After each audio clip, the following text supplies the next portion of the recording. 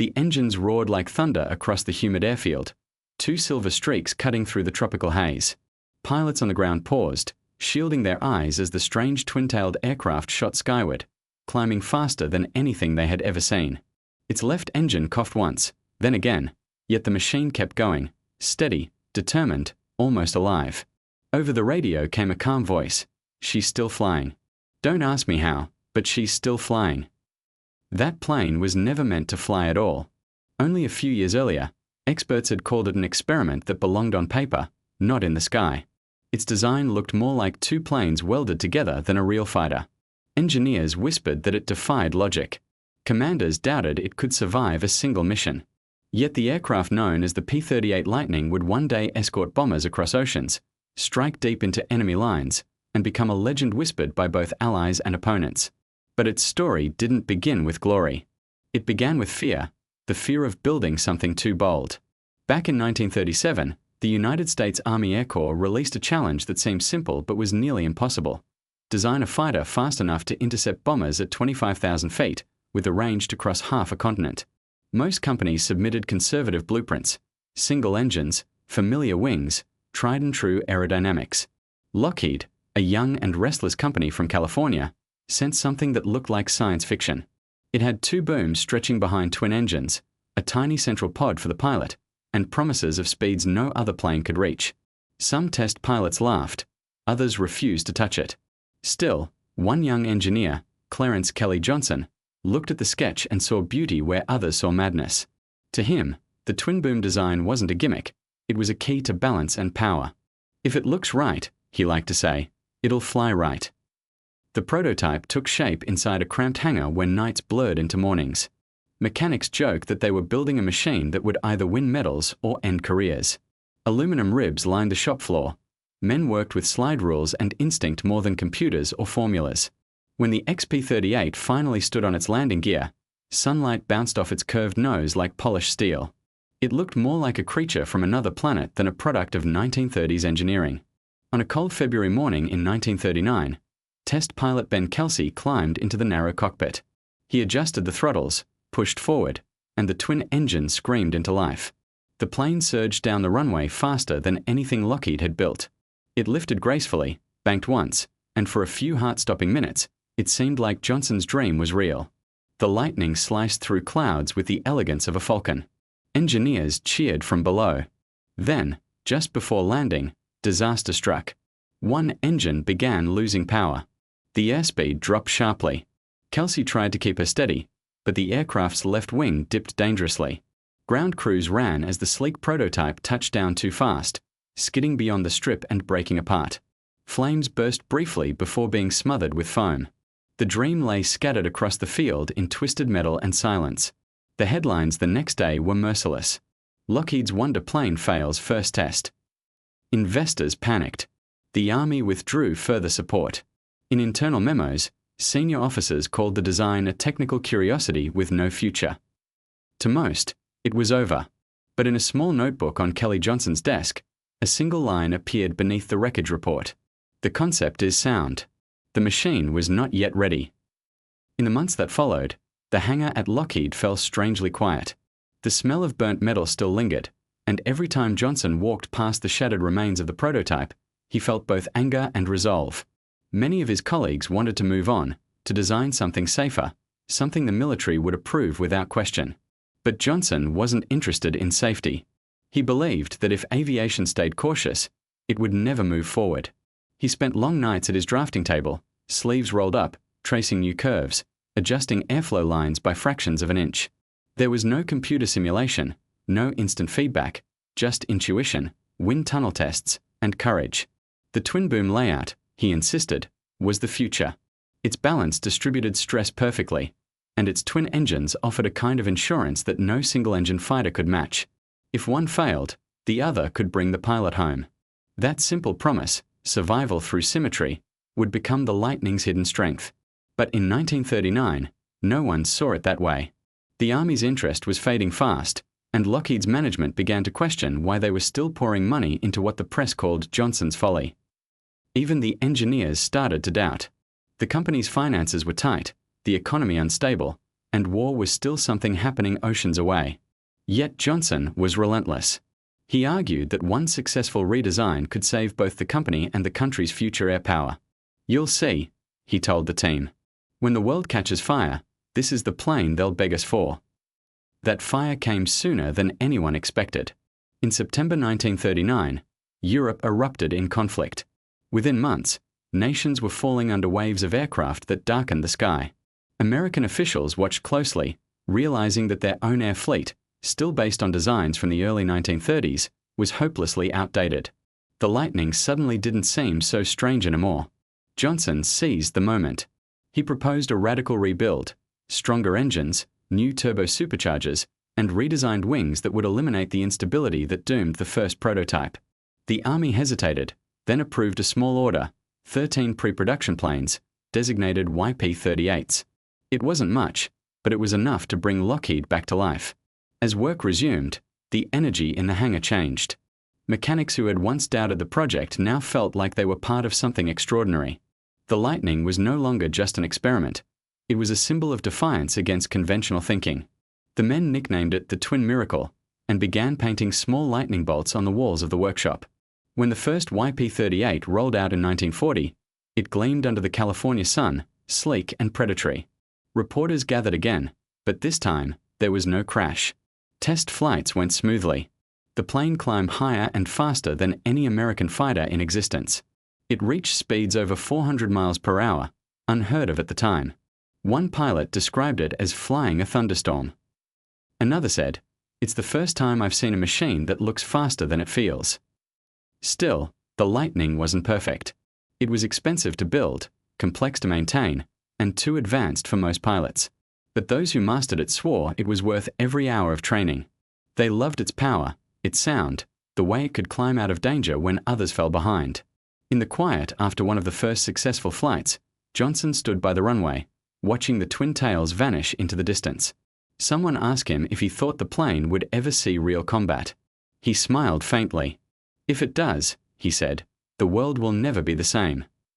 He didn't know then that his creation would soon cross oceans, chase shadows across the Pacific, and face challenges no wind tunnel could predict.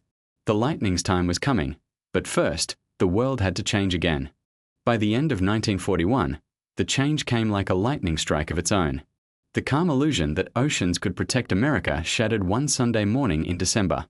The attack on Pearl Harbor transformed every airfield, factory, and workshop overnight. The United States was suddenly at war, and the government needed planes, fast, durable, powerful, and ready yesterday. For the first time, Kelly Johnson's strange twin-tailed creation wasn't a curiosity. It was a necessity. Lockheed's assembly lines lit up day and night. Engineers worked 12-hour shifts, then slept on cots beside the production floor. Coffee replaced rest. The rhythmic clang of rivets echoed through the hangars like a drumbeat of urgency. Across the country, the Lightning became a symbol of hope wrapped in polished aluminum. The Army ordered hundreds of them. Pilots arriving for training stood in or before the machines, massive, elegant, and unlike anything they had ever seen. 2 engines, twin booms, and a cockpit that looked like something from the future. Some joked it was too beautiful to fight. Others, running their hands along the cool metal, sensed that this plane could change their odds of coming home. In March 1942, the first combat-ready P-38s were shipped overseas.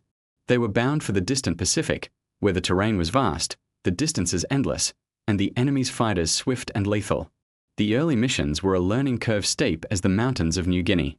Engines overheated in the tropical air, instruments fogged, and maintenance crews battled both machinery and climate. Yet the pilots kept flying, determined to master the Lightning's peculiar personality. The first time the P-38 met its opponents in open sky, the difference was immediate.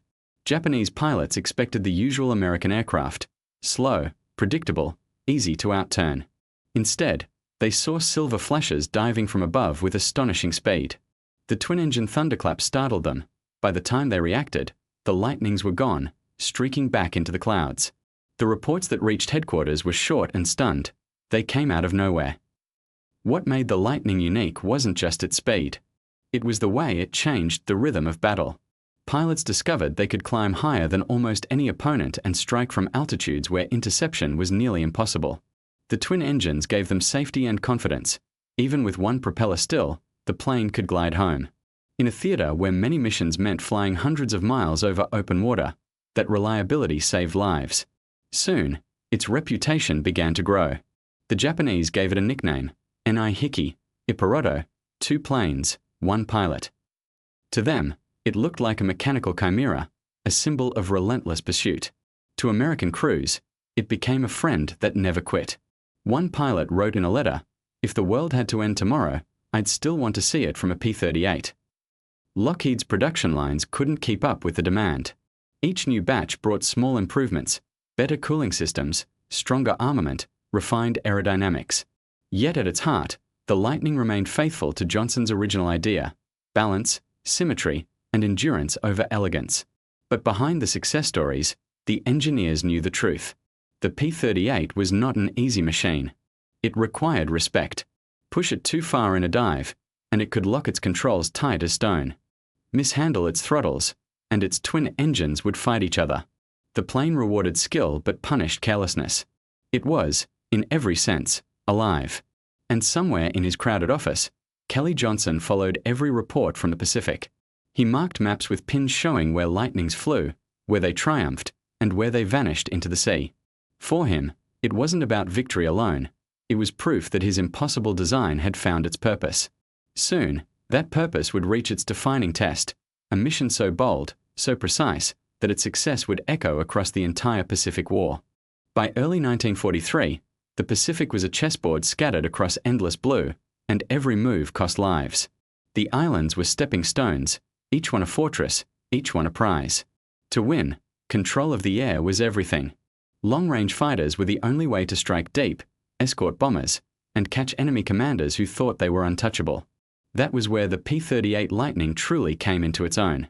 Far from California's calm skies, the aircraft now faced brutal tropical storms, salt air that corroded metal, and enemies who seemed to appear from nowhere. Yet, mission after mission, the Lightning endured. Mechanics learned to work barefoot in the rain, draining fuel lines and wiping down engines with cloth soaked in aviation oil. Pilots memorized every sound their plane made, the hum of the twin Allisons, the rising pitch of the superchargers, until the aircraft felt like an extension of their own senses. The Lightning's long legs meant it could go where no other Allied fighter could.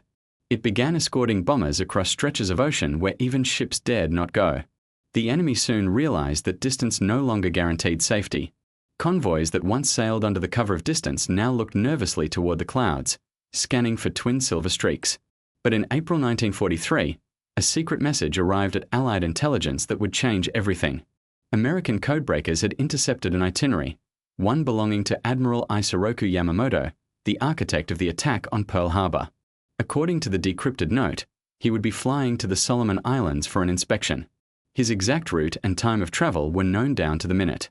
It was an opportunity so extraordinary that even high command hesitated. Sending fighters deep into enemy territory, across hundreds of miles of ocean, with no room for error, seemed impossible. Only one aircraft had the range, the speed, and the reliability to attempt it, the P-38 Lightning. In a quiet briefing room, pilots from the 339th Fighter Squadron studied maps spread across a long wooden table.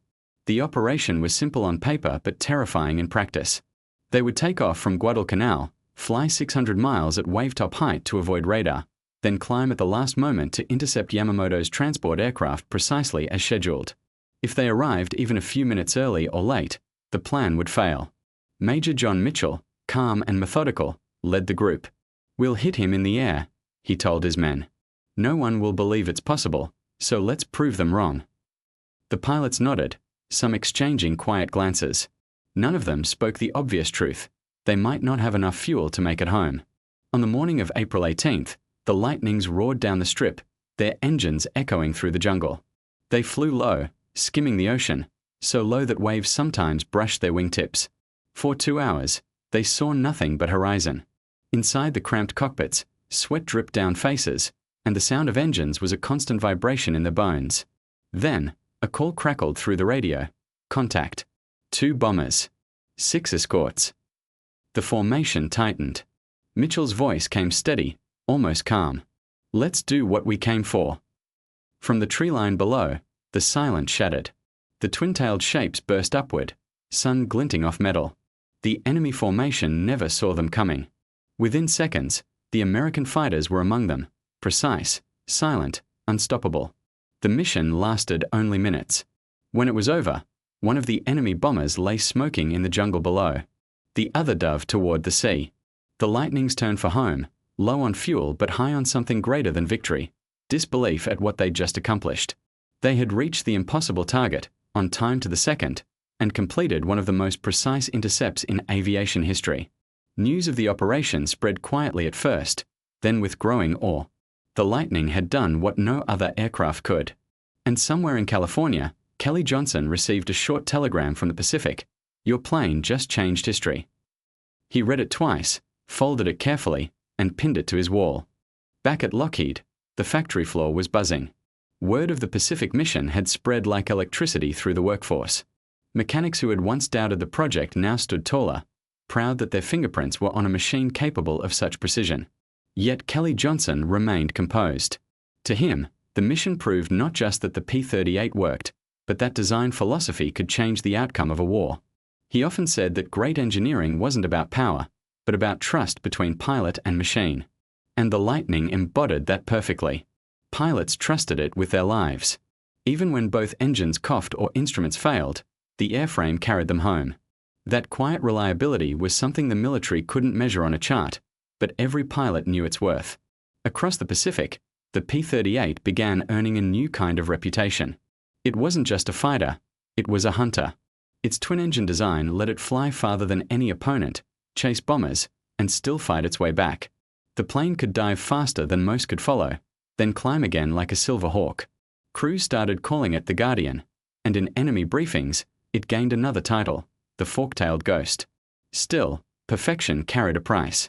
The same aerodynamic efficiency that made the Lightning so fast also created a hidden danger.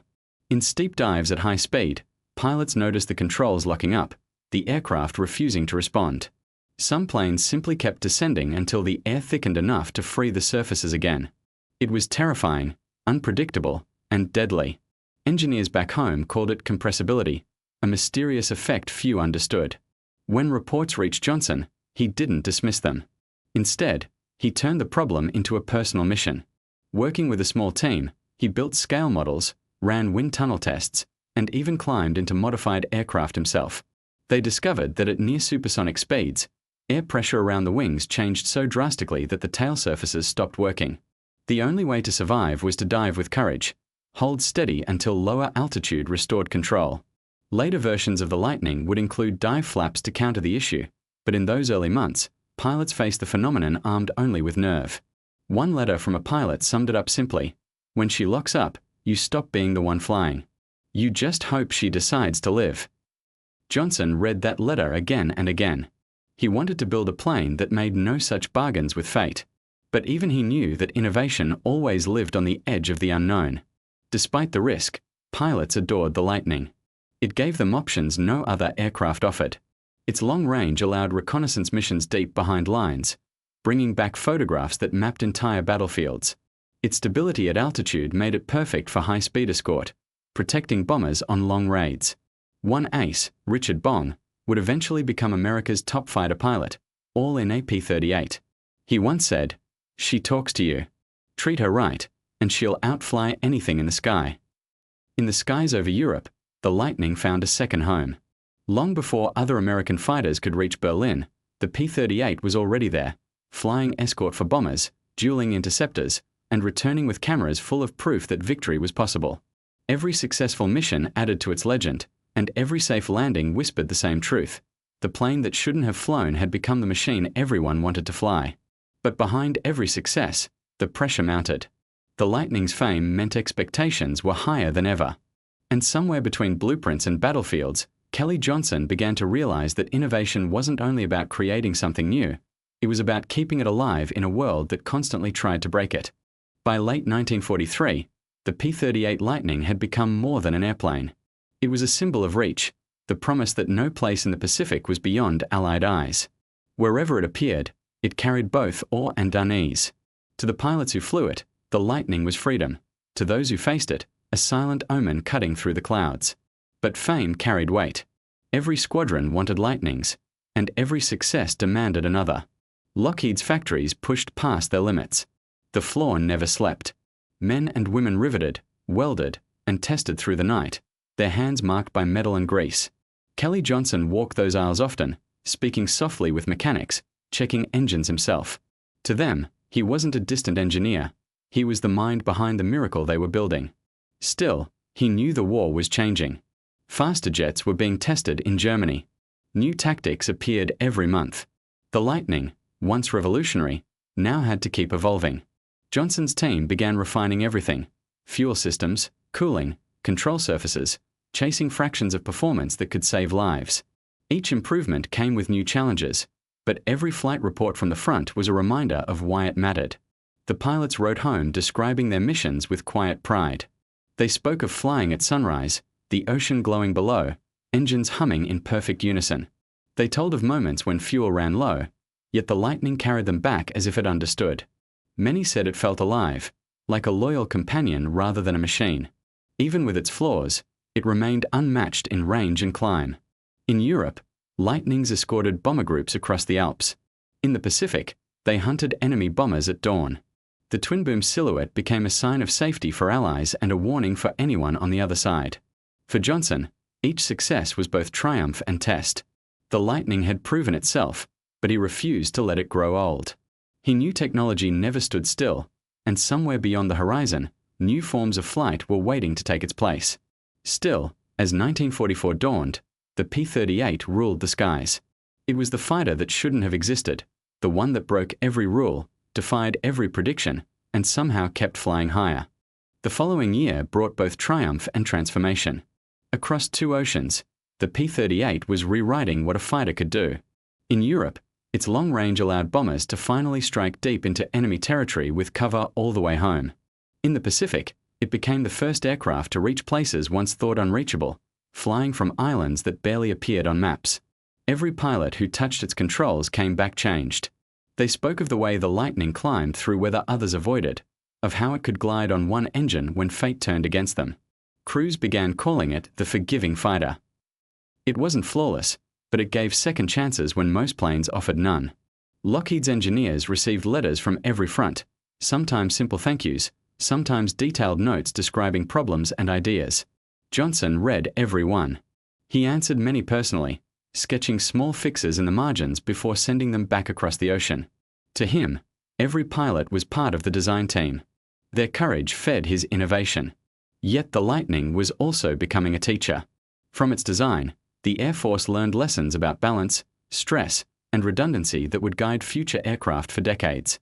The twin-engine layout, once seen as overcomplicated, was now recognized as genius.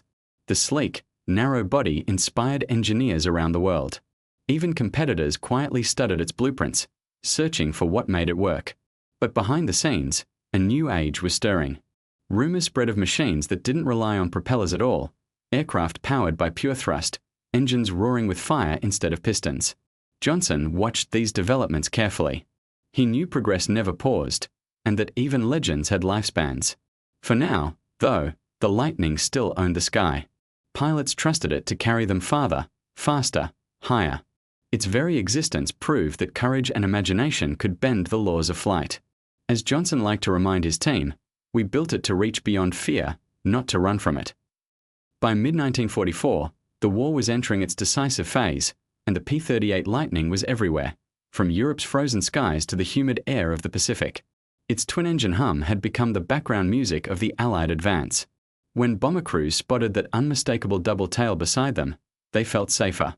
When enemy pilots saw it on their horizon, they felt something else entirely: unease. At forward bases, Lightning stood in neat rows, their silver skin shimmering under tropical rain. Mechanics moved around them like surgeons, checking gauges, tightening bolts, and wiping oil from the engines that had carried men through impossible missions. These were aircraft that returned riddled with holes, their pilots exhausted yet alive. Each plane seemed to have a story etched into its surface, a memory of storms survived and distances conquered. In Europe, Lightnings were flying deeper than ever before. They escorted bombers to industrial targets far beyond what single-engine fighters could reach. The twin-boom design allowed pilots to push the limits of altitude, climbing into thin air where few could follow.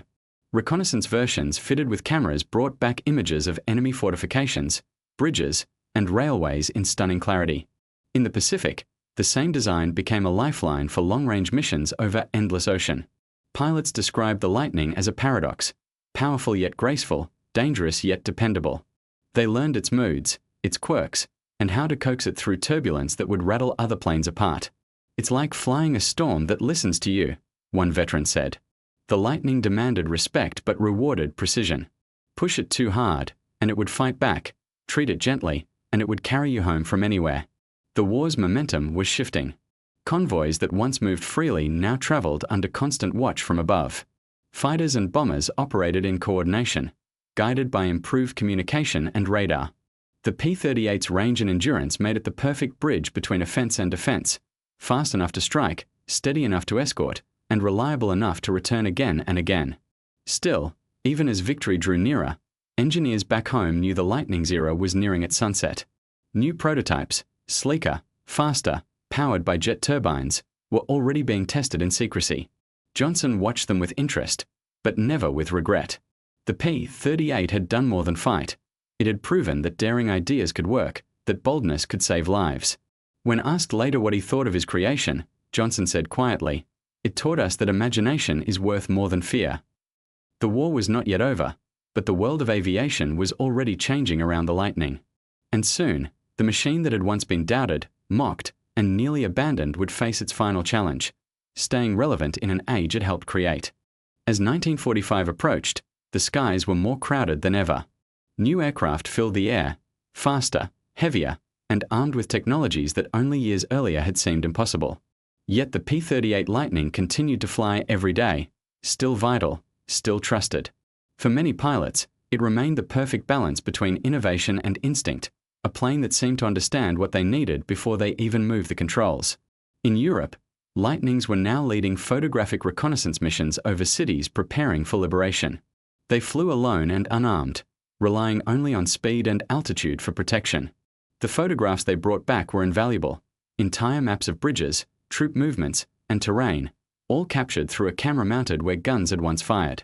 Those missions were quiet, but decisive. They shaped the plans that would end the war on the continent. Across the Pacific, the story was different but just as intense. The Lightning's long reach made it indispensable.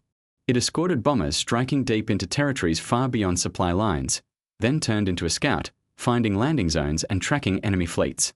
Pilots flew for hours over nothing but blue, trusting their instruments and their engines. The sound of those twin Allisons became a kind of heartbeat, steady, reassuring, alive. When they returned from missions, they would often pat the metal skin as they climbed out, as if thanking the machine itself. Many said they had never flown anything so balanced, so responsive. The cockpit was tight but perfectly arranged, every gauge where it needed to be. The controls were heavy at first, then smooth, like moving through water. It wasn't just an airplane, it was a companion that spoke in vibration and wind. Yet for all its reliability, the Lightning was beginning to show its age. Pilots noticed newer aircraft arriving at bases, single-engine fighters faster, simpler, built with lessons learned from the P-38's complexity. The world was changing again.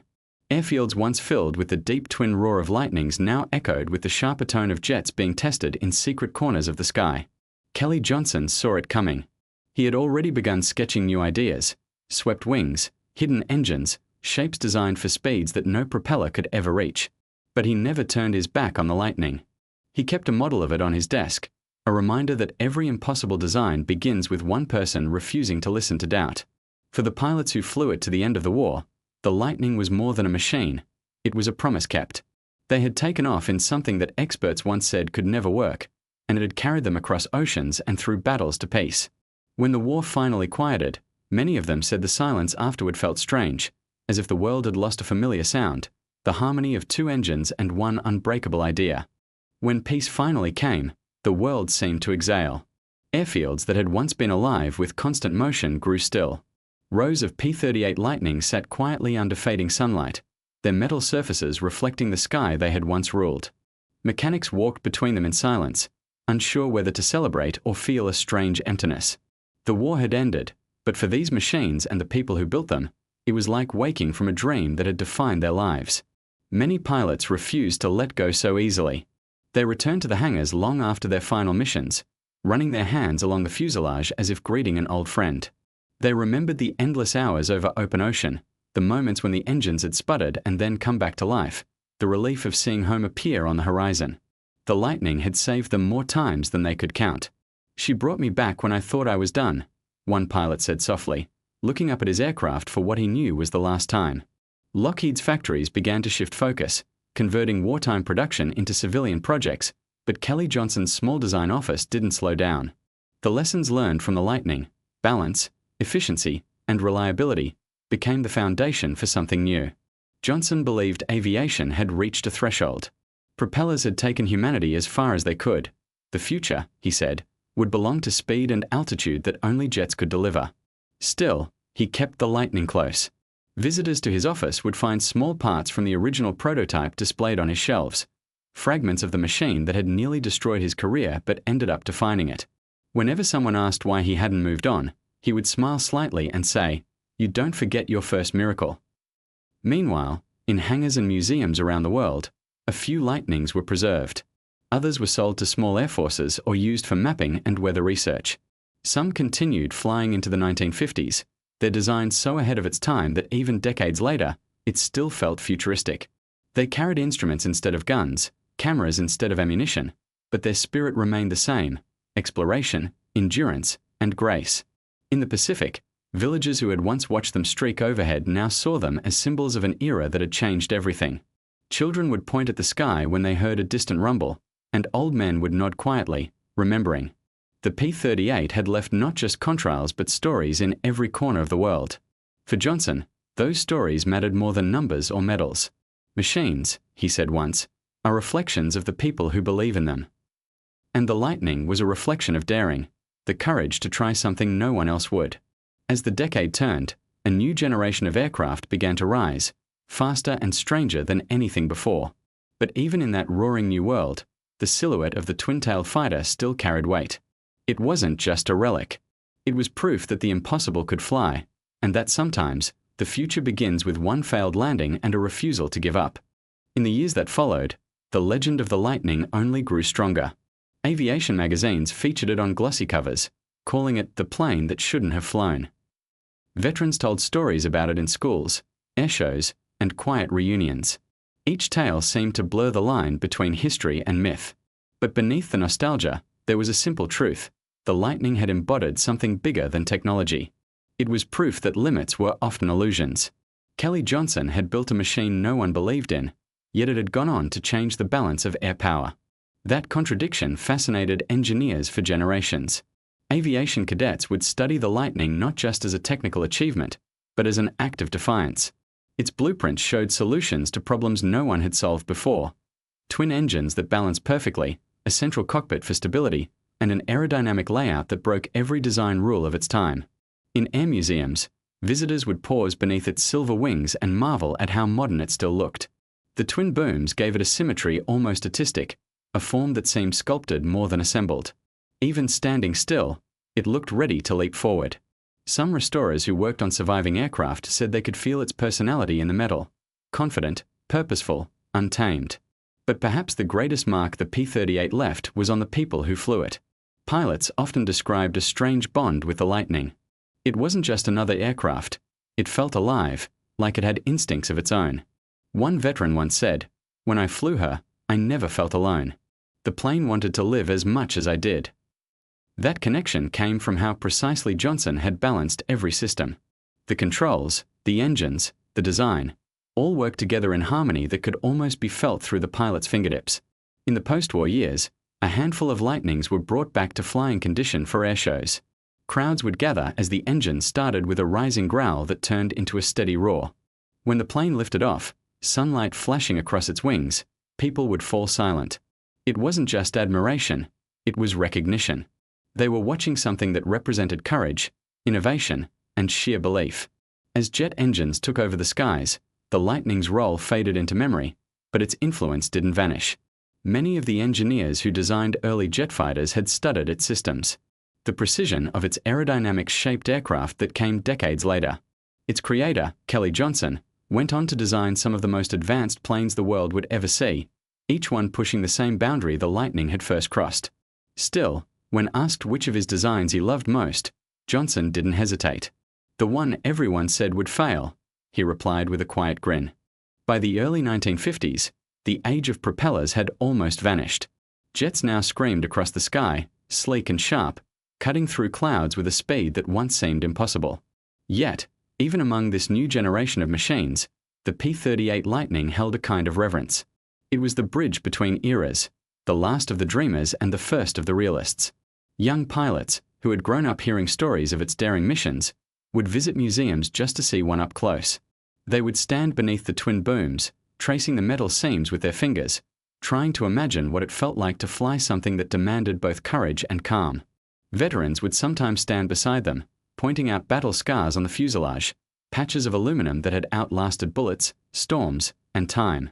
Kelly Johnson had moved on to new projects, founding what would become the legendary Skunk Works, a secretive division that built aircraft so advanced they seemed from another world. But in every jet that left his drawing board, there were echoes of the Lightning. Its spirit, efficiency, simplicity, and purpose was visible in every new design. When Johnson talked to young engineers, he often reminded them that perfection didn't start with resources or power, but with imagination. "Build something that shouldn't exist," he would say, "and then prove that it can." Meanwhile, the remaining P-38s found second lives in unexpected places. Some were converted into weather research aircraft, flying into tropical storms to gather data. Others were used for mapping remote regions, their endurance perfect for long missions over mountains and deserts. A few even joined film productions, their graceful shapes adding authenticity to war stories retold on screen. And in the skies over California, one Lightning kept flying, restored, maintained, and loved by a small team of enthusiasts who saw it not as a relic, but as a living piece of history. When they powered up the engines, the sound rolled across the airfield like thunder remembered. People would stop whatever they were doing, look up, and smile. For a few moments, it was as if time folded back, and the world was once again filled with the music of propellers and possibility. The Lightning had transcended its purpose. It wasn't just a warplane anymore, it had become a symbol of human persistence. Proof that invention often begins with doubt, and that greatness can rise from the most unlikely of blueprints. As the decades rolled on, the world changed, but the fascination with the Lightning never faded. Aviation historians began calling it the contradiction that conquered the sky. They wrote about how the plane had begun as a rejected idea: twin engines, twin tails, and a center pod that looked nothing like the elegant fighters of its day. They wrote about how skeptics mocked it, calling it unstable and impossible to mass produce. Yet the same design would later inspire aircraft from reconnaissance jets to space-age prototypes. What made the Lightning story so magnetic wasn't just its performance, it was its defiance of logic. Every part of it had been born from necessity: the long range, the heavy armament, the high altitude capability, all because the Pacific and European theaters demanded more than anyone had ever built before. Kelly Johnson hadn't designed the plane for glory. He designed it to solve problems that no one else dared tackle. And in doing so, he changed the very language of aviation design. By the 1960s, air shows had become the Lightning's second stage. Crowds would fill the tarmac, waiting to see one take off. When the pilot advanced the throttles and the propellers blurred into motion, the ground would tremble with the deep growl of twin Allison engines. Then, with a smooth roll, the aircraft would rise, its twin tails glinting like silver arrows. It didn't climb, it seemed to leap. People who had never lived through the war found themselves captivated by its elegance. It wasn't nostalgia, it was admiration for pure design. The Lightning looked both mechanical and alive, like a creature perfectly evolved for flight. Engineers in the audience would whisper to one another, "Still in," or that something so balanced had been built with 1930s technology. In interviews, pilots who flew surviving Lightnings described them as loyal partners. One said, "She never fought me. She just wanted to go faster." Another admitted he still dreamed of flying it, decades after retirement, the sound of its engines echoing in memory like a favorite song. Even Hollywood joined in, using the Lightning as a symbol of heroism, innovation, and the daring spirit of its time. Films and documentaries retold its story, each emphasizing how one engineer's determination had turned an impossible concept into an enduring legend. But the Lightning's magic wasn't confined to screens or museums. In remote corners of the world, A few forgotten P-38s still rested in jungles, deserts, and icy fields. Time capsules from an age when every flight was an experiment and every victory a leap of faith. In the late 1970s, a discovery reignited global fascination with the Lightning. A pair of adventurers exploring a remote stretch of Greenland ice stumbled upon something metallic glinting beneath the snow. It was the wingtip of a P-38, perfectly preserved under decades of frozen silence. The plane had crash-landed there during World War II, part of a lost squadron forced down by bad weather. Newspapers called it the Glacier Girl. The find became an international story. Engineers and volunteers from around the world launched an expedition to recover the aircraft. 4 months, they tunneled through layers of ice more than 200 feet deep, working in extreme cold and darkness. When they finally reached the fuselage, they found it astonishingly intact, the propellers frozen mid-turn, the cockpit sealed like a time capsule. The restoration took nearly 10 years. Every bolt, wire, and panel was carefully cleaned and rebuilt. The mechanic said it felt as though the plane wanted to fly again, as if waiting for someone to give it one more chance. And in 2002, that chance came. Before a crowd of thousands, the restored Lightning took off once more, its engines roaring across the Tennessee sky. People cheered, some cried, as the silvery shape climbed into the clouds. It wasn't just a machine returning to the air, it was history refusing to fade. The story of Glacier Girl reminded everyone why the P-38 mattered. It wasn't about war anymore. It was about resilience, about what humans could build, lose, and then bring back to life. The recovery inspired museums to restore their own Lightnings, and soon, more of them were flying than anyone thought possible. Younger generations discovered the aircraft not through textbooks, but through videos and airshow clips shared across the internet. For them, the Lightning wasn't an artifact, it was proof that beauty and brilliance could survive time itself. Engineers, artists, and dreamers alike saw in it a symbol of creativity that defied decay. Kelly Johnson never saw the Glacier Girl's return. He had passed away years earlier, but his legacy was written across the sky that day. Every engine note, every shimmer of sunlight on aluminum, echoed the same message that had defined his career: innovation never truly rests. As the Lightning soared again into the 21st century, it found a new audience among people who had never touched a wrench or flown a plane.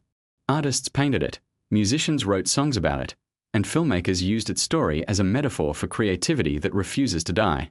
It wasn't just a relic from a war. It had become a story about imagination itself. In aviation schools, instructors used the P-38 story as a lesson in persistence. They would tell their students that innovation is often born out of rejection. The Lightning's twin-boom design was once ridiculed as unbalanced madness. Its performance numbers, they said, were impossible. And yet, it had become one of the most successful and beloved aircraft in history. Remember, instructors would say, when they tell you your idea can't fly, think of this. Engineers studying its structure still found surprises hidden in the details. The airflow across its twin tails, the perfect placement of its engines, the weight distribution, all revealed a kind of intuitive genius that modern computers would later confirm.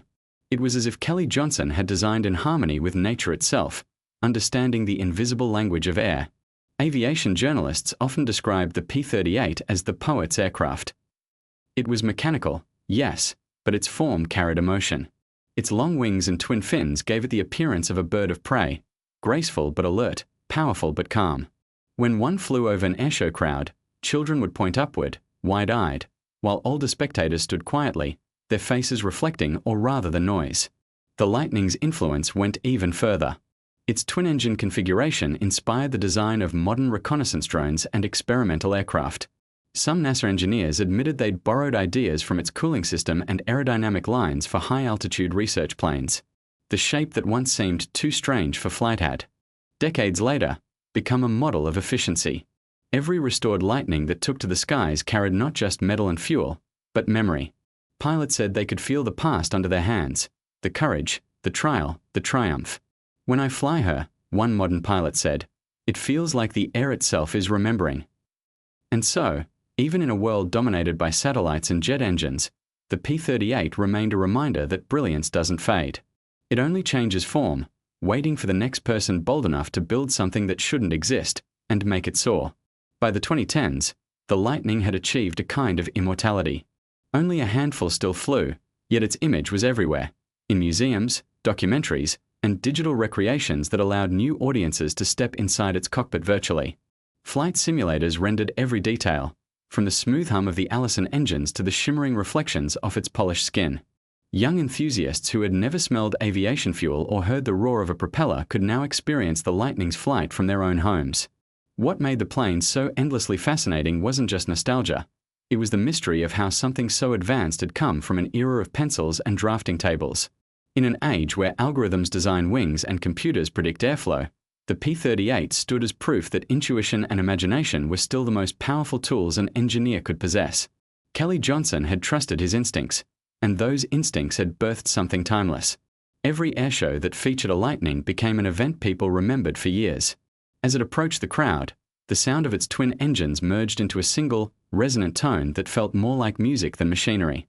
It banked gracefully, sunlight spilling across its twin tails, and for a few moments the modern world disappeared. People would lift their phones to record, but many lowered them again, realizing that no screen could capture what they were feeling. It wasn't just a flight, it was a reminder of what human determination could achieve. Restoration crews around the world kept the remaining aircraft alive with almost sacred dedication. Spare parts were machined by hand, paint mixed to match the original olive drab or natural aluminum finish. They called their work keeping the heartbeat going. Some even said the plane had its own personality, that it liked calm weather, or that certain Lightnings seemed to handle better than others, as if each carried a distinct soul born from its history. Aviation historians began to refer to the Lightning as the last romantic fighter, a bridge between the handcrafted and the calculated. It marked the moment when courage, creativity, and craftsmanship still guided progress more than data ever could. And through every story told, every engine started, every contrail drawn across the sky, the same thought echoed. This plane, once doubted, once declared impossible, had outlived nearly everything that replaced it. It had done more than fly. It had taught the world that the sky always has room for the improbable. Today, when you stand beneath a P-38 Lightning, whether in a quiet museum hangar or on a sunlit runway, you can feel something unusual in the air, not just history, but presence. The metal carries a hum of energy, a whisper of the skies it once ruled. Visitors often pause without knowing why, drawn in by its symmetry and balance. It's not the biggest or fastest aircraft ever built, but it radiates purpose, the kind that comes from being born out of risk and imagination. Restorers who work on surviving Lightnings often say that touching one feels like shaking hands with courage. Every rivet tells a story of people who refused to give up, mechanics working through exhaustion, pilots who trusted a new kind of machine, designers who believed in an idea no one else understood. The plane that shouldn't have flown became the one that refused to stop flying. Modern engineers studying it still find lessons hidden in its lines. They marvel at how its structure anticipated principles later confirmed by advanced aerodynamics, the twin boom layout reducing drag, the central nacelle balancing weight and airflow, the perfect union of strength and simplicity. It was a design ahead of its century, a message from the past to anyone willing to dream boldly. When a restored Lightning takes off today, the crowd always goes silent. The sound is deeper than thunder but smoother than music, a twin note of persistence and wonder. The plane rises, banks into the sunlight, and for a moment it's as if time forgets to move. Children stare in awe, while veterans wipe at their eyes, hearing echoes of an age when the sky itself was a frontier. Kelly Johnson once said, "A plane is only as good as the dream behind it." The Lightning's dream outlived the war, the decades, and even the hands that built it. It became more than metal and fuel. It became a story about belief. Belief that imagination can lift heavier than steel, and that the limits of flight are really the limits of courage. So the next time you see that unmistakable twin-tailed shape gliding through the blue, remember what it stands for. It's not just a relic of history, it's a promise. A promise that every impossible idea deserves a chance to fly. And somewhere, beyond the horizon, the plane that shouldn't have flown still does, effortlessly, endlessly, beautifully.